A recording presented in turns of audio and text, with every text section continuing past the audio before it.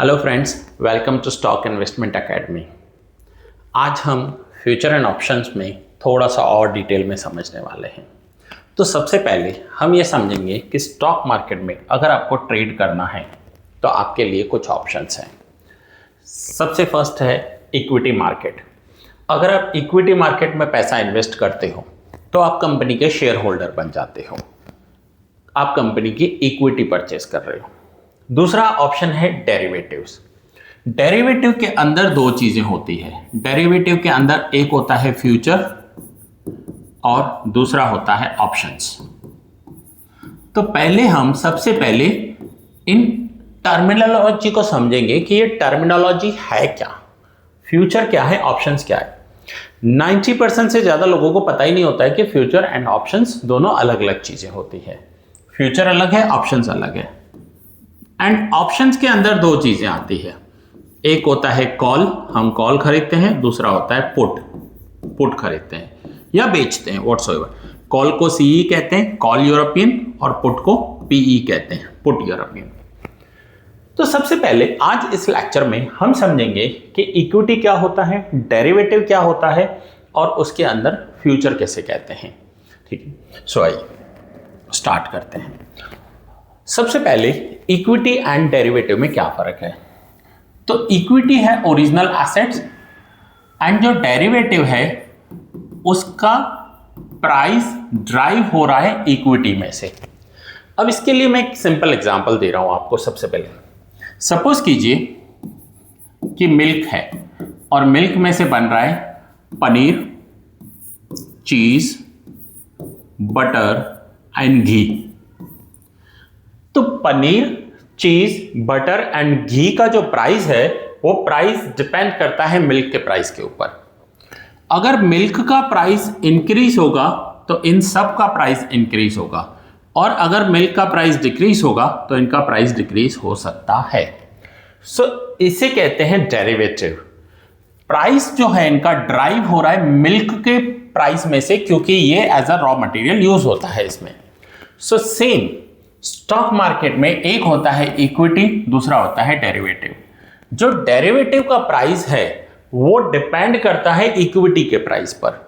अगर इक्विटी ऊपर जाएगा तो उसका डेरिवेटिव भी ऊपर जाएगा, और इक्विटी नीचे जाएगा तो उसका डेरिवेटिव भी नीचे जाएगा। नाउ इक्विटी में जैसे हमने समझा कि आप कंपनी के शेयर होल्डर बन जाते हो, आप कंपनी की हिस्सेदारी खरीद रहे हो, आप कंपनी की भागीदारी खरीद रहे हो।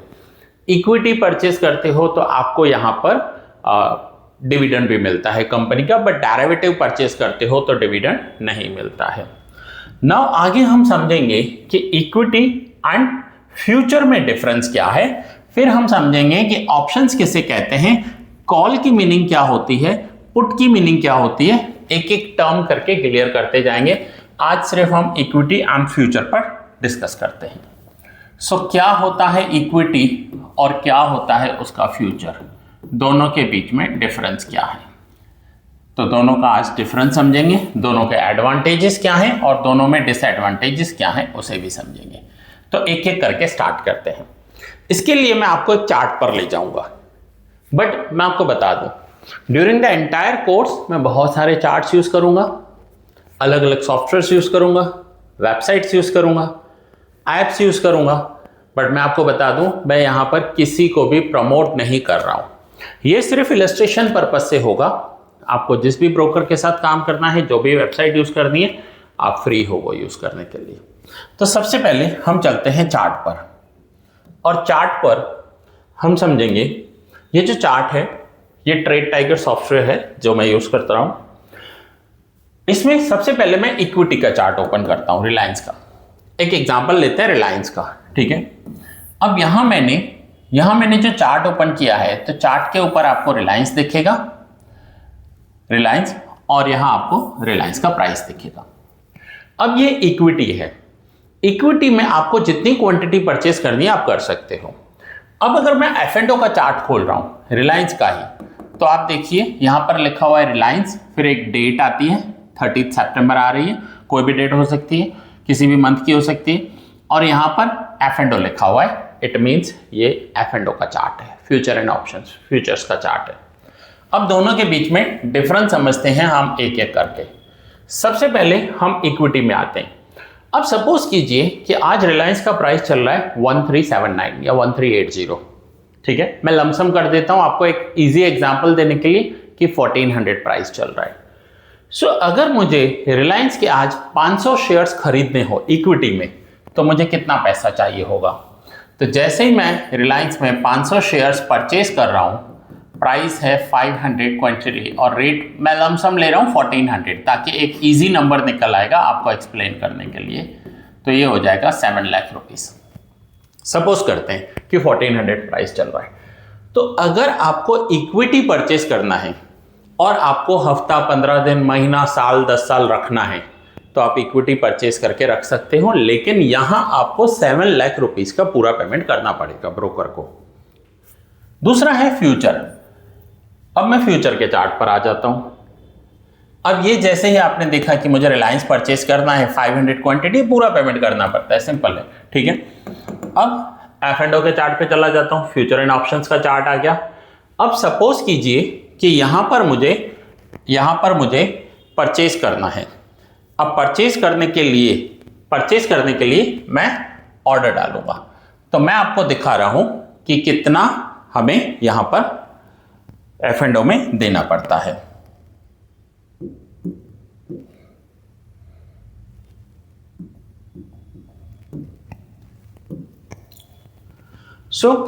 आप देखिए कि अगर रिलायंस का मुझे फ्यूचर परचेज करना है, तो फ्यूचर में आपको पूरा पैसा नहीं देना पड़ता है। फ्यूचर में आपको देना है सिर्फ 1,23,000। मीन्स जो काम करने के लिए इक्विटी में 7 लाख रुपीस लग रहे हैं, वही काम फ्यूचर में 1,23,000 में हो रहा है। तो अब हम वापस आते हैं समझने के लिए कि फ्यूचर में अगर आपको रिलायंस का 500 क्वांटिटी परचेज करना है, तो आपको अमाउंट देना पड़ेगा 1,23,000। तो फ्यूचर का एडवांटेज है कि आपको जो काम इक्विटी में 7 लाख रुपए चाहिए, वो ही फ्यूचर में आपका 1,23,000 में हो रहा है। मीन्स आपका इन्वेस्टमेंट कम हो जाएगा। बट एक बात का खास ध्यान रखना कि यहां पर आपकी ट्रांजैक्शन वैल्यू जो है, जितने का आपने ट्रेड किया, वो 7 लाख ही कंसीडर की जाएगी अगर 1400 प्राइस है तो, ठीक है। 1400 इंटू 500 7 लाख ही कंसीडर की जाएगी। आपकी ब्रोकरेज 7 लाख रुपीस के हिसाब से लगेगी, आपके टैक्सेस 7 लाख रुपीस के हिसाब से लगेंगे। सिर्फ आपको देना 1,23,000 है, आपको एक फ्यूचर मिल जाएगा। सबसे मोस्ट इंपॉर्टेंट, पूरा ध्यान इधर, मोस्ट इंपॉर्टेंट, आपका प्रॉफिट और लॉस दोनों 7 लाख रुपीस पर ही काउंट होंगे। सबसे बड़ी बात है ये फ्यूचर की।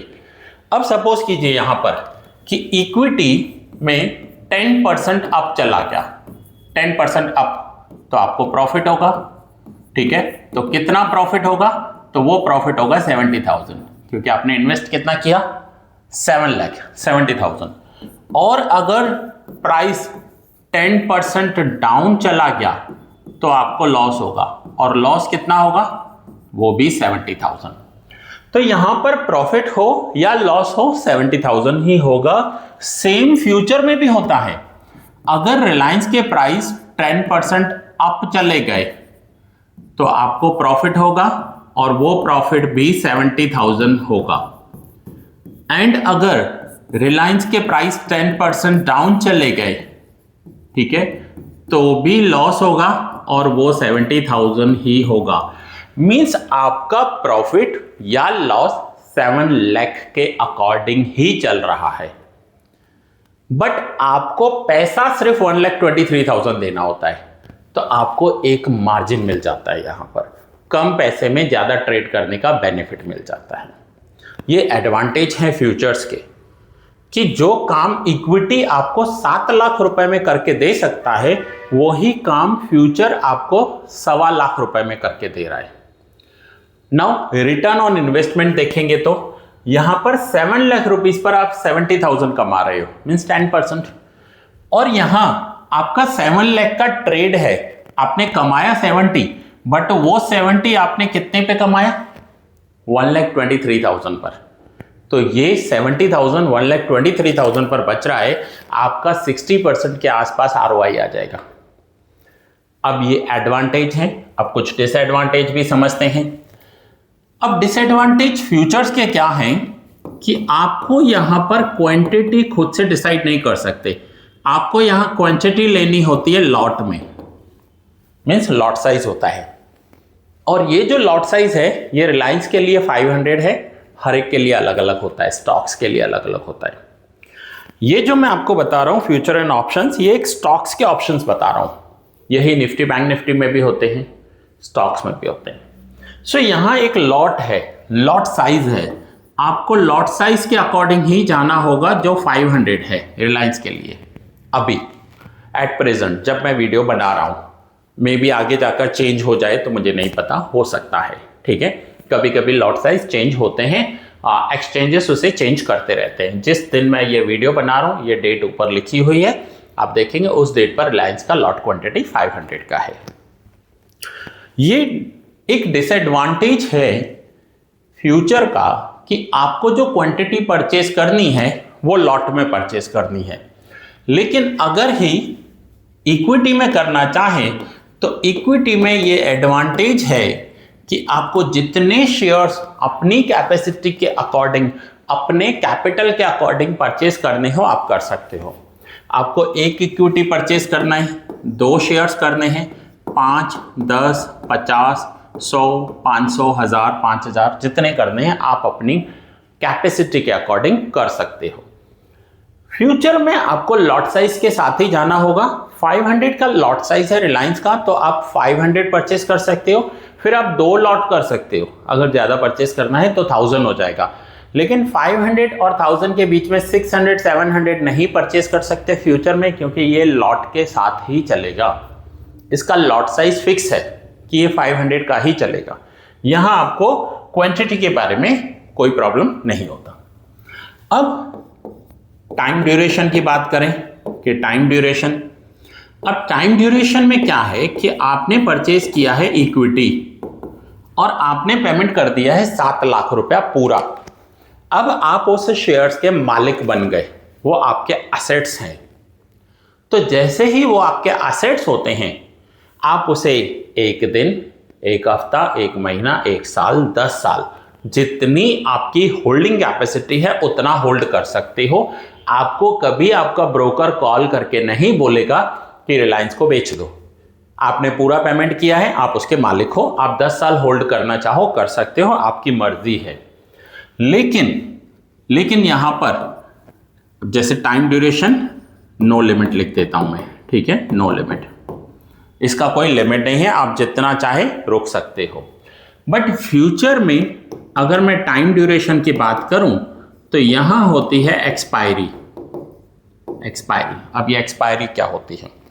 आप जो फ्यूचर ले रहे हो ये एक रियल एसेट है ही नहीं, रियल एग्जिस्टेंस है ही नहीं, इसका प्राइस ड्राइव हो रहा है इक्विटी में से। आप सिर्फ एक कॉन्ट्रैक्ट कर रहे हो।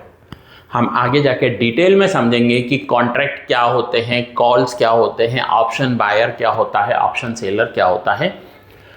और अगर आपको लगे, जो बिगनर्स होंगे ना, जो करते हैं उन्हें प्रॉब्लम नहीं आएगा, लेकिन जो बिगनर्स होंगे ना, उन्हें मैं रिक्वेस्ट करूंगा कि पूरा एंटायर कोर्स एक बार फिर से देख लो, ताकि आपका क्लियर हो जाए कि फ्यूचर्स हैं क्या, कॉन्ट्रैक्ट्स हैं क्या, ऑप्शन बायर ऑप्शन सेलर है क्या, ठीक है। सो नाउ टाइम लिमिट की बात करें तो फ्यूचर में एक्सपायरी होती है और हम 3 महीने की एक्सपायरी ले सकते हैं।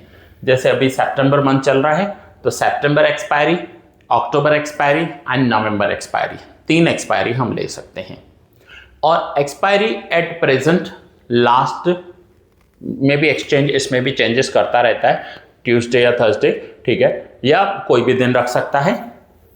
वो आप जिस दिन वीडियो देख रहे हो उस दिन प्रेजेंट देख लेना कि एक्सपायरी क्या है, ठीक है, और यहां पर एक्सपायरी का आपको पता चल जाएगा। सो एट प्रेजेंट अगर हम देखें यहाँ पे जो एक्सपायरी दी हुई है हमें, ये एक्सपायरी दी हुई है 30th of September। सो अगर मैं यहाँ पर सितंबर में देखूं तो 30th September लास्ट ट्यूसडे है। सो ट्यूसडे आप एक्सपायरी मान लीजिए कि हर मंथ का लास्ट ट्यूसडे एक्सपायरी होगा। डिपेंड करता है, जब तक आप वीडियो देखो ये एक्सपायरी चेंज हो जाए, उस एक्सपायरी के दिन तक ही आप इसे होल्ड कर सकते हो। अदरवाइज आपको सेल करना होगा या आपका ब्रोकर या उसका जो सॉफ्टवेयर है वो अपने आप उसको सेल कर देगा। सो आप अगर रिलायंस का सितंबर एक्सपायरी ले रहे हो और आज है 23 सितंबर, तो आप उसमें 30 सितंबर तक ही रुक सकते हो। उस दिन रिलायंस का जो भी प्राइस होगा, चाहे आपका प्रॉफिट हो या लॉस हो, आपको बेचना ही पड़ेगा।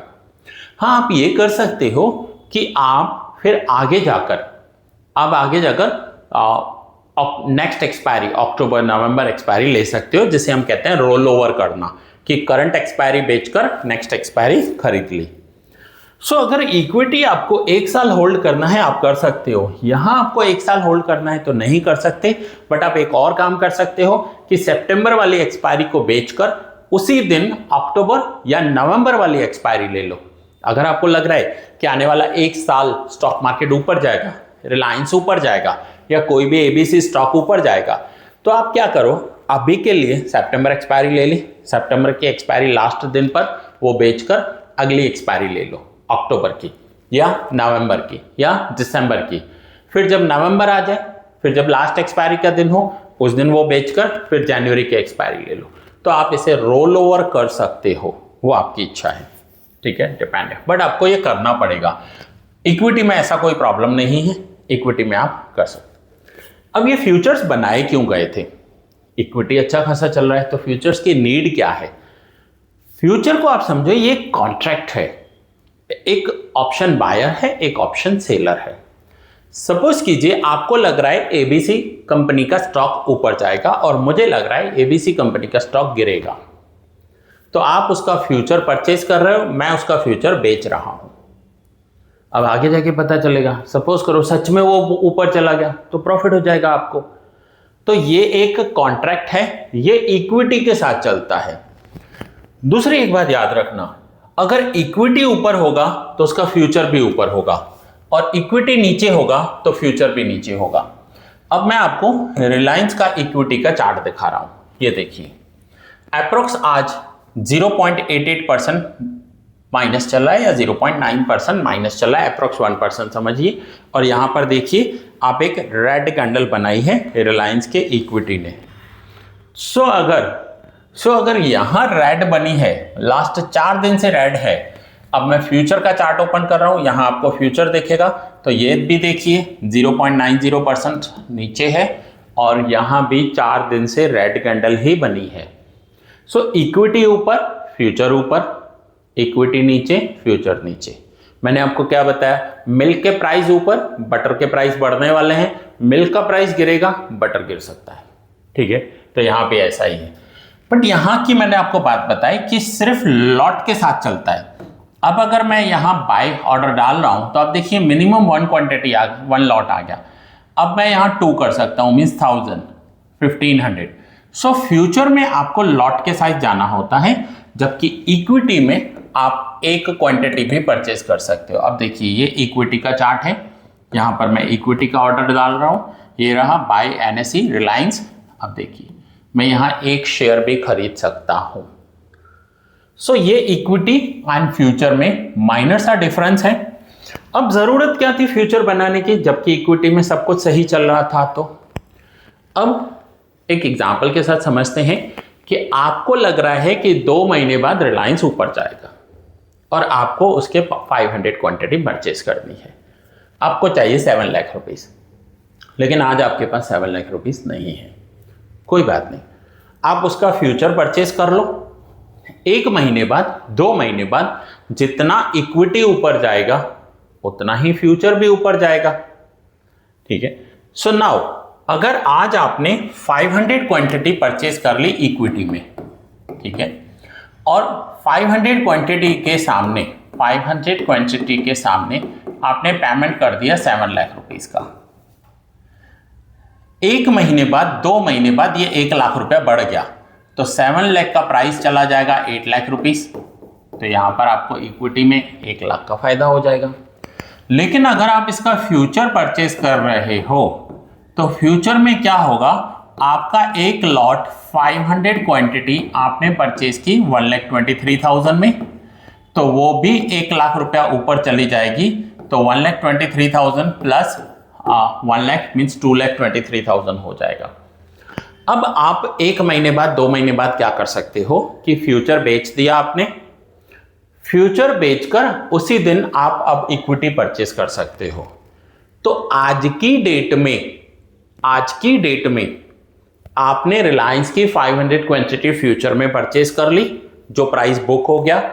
अब जितना इक्विटी बढ़ेगा उतना फ्यूचर बढ़ेगा, और 2 महीने बाद जब आपके पास रिमेनिंग बैलेंस आ जाए, अब देखिए आज अगर आपको 7 लाख रुपीस का पूरा पेमेंट करना है, मैं ऐसे लमसम कर देता हूं 1,25,000, ठीक है 1,25,000, तो आपको बाकी का पेमेंट करना चाहिए 5,75,000 अगर आपको इक्विटी परचेस करना होगा तो।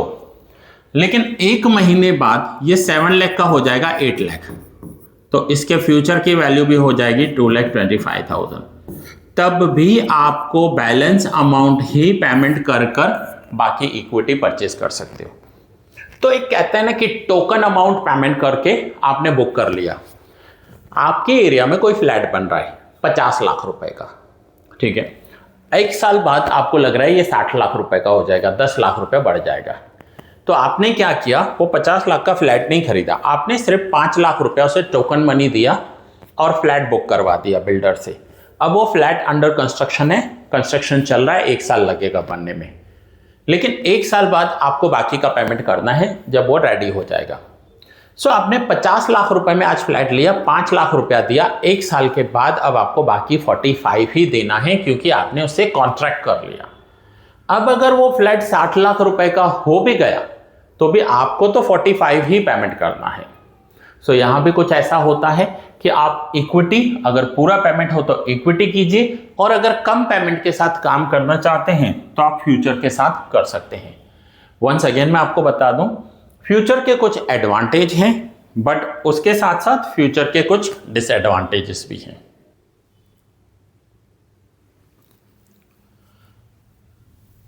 इक्विटी के एडवांटेज, आप पूरा पेमेंट कर लो, प्रॉफिट जितना होगा आपके ट्रांजैक्शन वैल्यू के हिसाब से, क्वांटिटी में कोई लिमिट नहीं है, टाइम में कोई लिमिट नहीं है।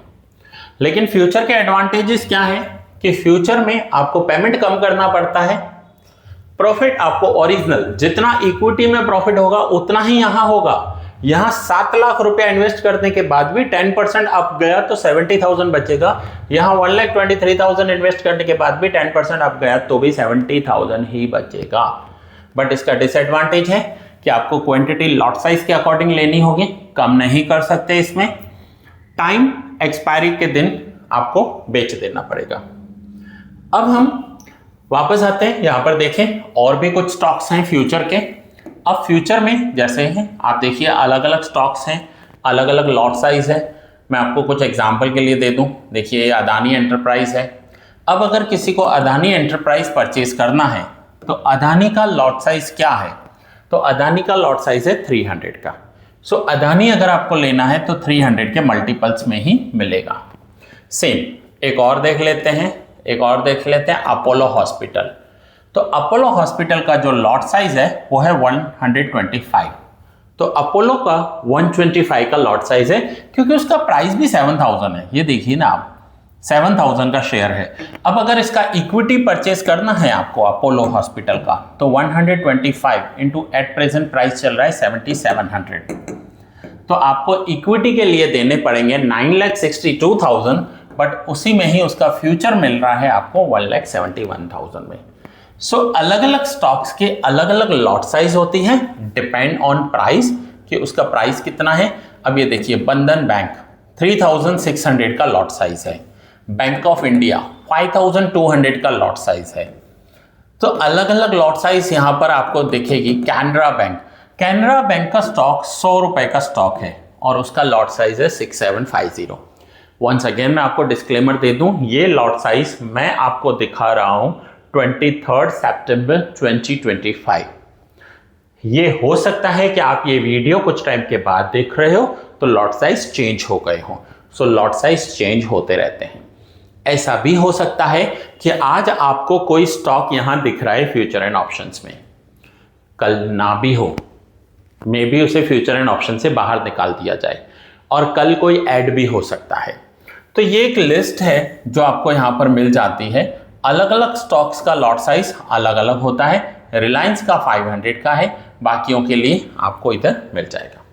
सो स्टूडेंट्स, आज हमने इक्विटी एंड फ्यूचर में डिफरेंस समझा, दोनों के एडवांटेज एंड डिसएडवांटेज समझे कि इक्विटी में क्या एडवांटेज है, फ्यूचर में क्या एडवांटेज है। इसके साथ हमने समझा कि डेरिवेटिव्स में फ्यूचर्स तो होते ही हैं, साथ में ऑप्शंस भी होते हैं। तो अब हम आगे आने वाले लेक्चर्स में समझेंगे कि ऑप्शंस किसे कहते हैं और इक्विटी, फ्यूचर एंड ऑप्शंस तीनों में डिफरेंस क्या है। हम कॉल खरीदें या पुट खरीदें, हम फ्यूचर खरीदें या इक्विटी खरीदें, इसकी स्ट्रैटेजीज भी समझेंगे।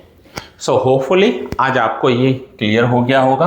आप एक नोटबुक ले लीजिए जिसमें आप ये नोट डाउन कर लीजिए ताकि फ्यूचर में रेफरेंस के लिए आपको समझ में आए। लेक्चर एक बार फिर से देख लीजिएगा ताकि आपके और कंसेप्ट क्लियर हो जाएंगे। इस लेक्चर को मैं यहीं पूरा कर रहा हूँ। बहुत जल्द नेक्स्ट लेक्चर में मैं आपको फ्यूचर्स के बाद ऑप्शंस में डिफरेंस समझाऊंगा। Thanks for watching.